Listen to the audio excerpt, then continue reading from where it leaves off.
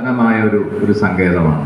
നമ്മളുടെയൊക്കെ എത്രയോ തലമുറകൾക്ക് മുൻപേ ആരാധിച്ചു വന്ന അത്രയും പഴക്കമുള്ള, ഇതിനെ നമ്മളുടെ കുറച്ച് പേര് ഒന്നിച്ച് എത്ര പ്രയത്നം ചെയ്താലും എവിടെ എത്തിക്കാൻ പറ്റാത്ത അത്രയും എന്താണ് വലിയ സാമ്പത്തികത ഉണ്ടെങ്കിൽ മാത്രമേ അത് നമുക്കൊരു അഭിവൃദ്ധിയിലേക്ക്, അതിൻ്റെ കേടുപാടുകളൊക്കെ തീർത്ത് നല്ല രീതിയിലാക്കാൻ പറ്റും.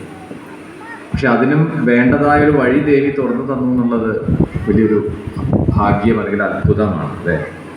അതിന് വേണ്ട, നിങ്ങൾ അധികം ബുദ്ധിമുട്ടണ്ട, അതിനും വഴി തുറന്നു വെച്ചിട്ടുണ്ട്. അതിനി ഒന്നുകൂടി ഒന്ന് നേരെ ആവാനേ ഉള്ളൂ. അത്രയും പ്രാചീനമായ ഒരു സങ്കേതം, അതിൻ്റെ സമീപത്ത് നമുക്ക് ജീവിക്കാൻ കഴിയുക.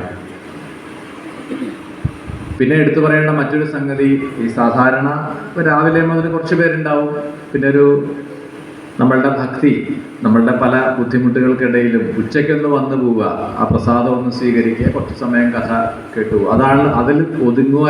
സാധാരണ അങ്ങനെ ഒതുങ്ങും.